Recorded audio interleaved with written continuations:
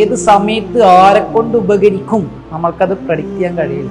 ഞാനിപ്പോൾ അടുത്ത് വായിച്ചൊരു കഥയാണ്. അതിൽ പറയുന്നത് 8ാം ക്ലാസ്സിൽ പഠിക്കുന്ന സമയത്ത് തുടങ്ങിയൊരു പ്രണയമാണ്. നന്നായിട്ട് പ്രണയം 15 വർഷത്തോളം ആ പ്രണയം നോക്കി. അങ്ങനെ വിവാഹപ്രായമായ സമയത്ത് 2 വീട്ടുകാർക്കും ആ വിവാഹത്തിന് ഇവര് കല്യാണം കഴിക്കുന്നതിൽ 2 വീട്ടുകാർക്ക് എതിർപ്പാണ്. അങ്ങനെ 2 പേരും എന്ത് ചെയ്തു വെച്ചാല് കല്യാണം കഴിക്കേണ്ട പെണ്ണിനെയും തടഞ്ഞു, ചെക്കനെയും തടഞ്ഞു. ചെക്കനെ കൊണ്ട് വേറെ വിവാഹം കഴിപ്പിച്ചു, പെണ്ണിനെ കൊണ്ട് വേറെ വിവാഹം കഴിച്ചു. അങ്ങനെ ഈ പയ്യൻക്കാണെങ്കിൽ ഈ വിവാഹം ഒരിക്കലും ഉൾക്കൊള്ളാൻ കഴിഞ്ഞില്ല. അവൻ 2 പ്രാവശ്യം, ഒരു മാസമാണ് ജീവിക്കുന്നത്, ആ ഒരു മാസത്തില് 2 പ്രാവശ്യം ഇവന്റെ ഭാര്യനെ ഇഷ്ടമില്ലാണ്ട് കല്യാണം കഴിപ്പിച്ച ഈ ഭാര്യനെ അവൻ കൊല്ലാൻ വേണ്ടിയിട്ട് ശ്രമിച്ചു. 2 തവണ കൊല്ലാൻ ശ്രമിച്ചു, 2 തവണ ആ ശ്രമം പരാജയപ്പെട്ടു. അവസാനം ഇവൻ മരിക്കാന്ന് വിചാരിച്ചു.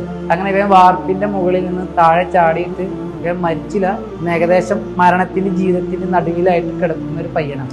അവൻ പറയുന്ന ഒരു കാര്യം, ഈ 15 വർഷമായിട്ട് ഞാൻ ബെഡിലാണ്, എന്റെ പ്രാഥമിക കാര്യങ്ങൾ പോലും എനിക്കിന്ന് എന്റെ ഭാര്യ ചെയ്തു തരണം. ആരാണ് ഈ ചെയ്തു തരുന്നത് എന്നറിയോ? ഒരു മാസേ ഞാൻ ജീവിച്ചിട്ടുള്ളൂ. ആ ഒരു മാസത്തിൽ തന്നെ ഞാൻ 2 തവണ കൊല്ലാൻ ശ്രമിച്ച, ഒട്ടും ഇഷ്ടമില്ലാതെ ഒരു മാസം ഞാൻ ജീവിച്ച എന്റെ ഭാര്യയാണ് എനിക്കിത് ചെയ്തു തരണം. 2 തവണ കൊല്ലാൻ ശ്രമിച്ച എന്റെ ഭാര്യയാണ് 15 വർഷമായിട്ട് എന്നെ കെയർ ചെയ്തുകൊണ്ടിരിക്കുന്നത്. അതുകൊണ്ട് ആരിൽ നിന്നാണ് നമുക്ക് ഉപകാരം ഉണ്ടാവുക എന്നറിയില്ല. ആരിൽ നിന്നാണ് നമ്മളെ സഹായത്തിന്റെ കൈകൾ ആരതാവും നിങ്ങൾക്ക് പറയാൻ കഴിയില്ല.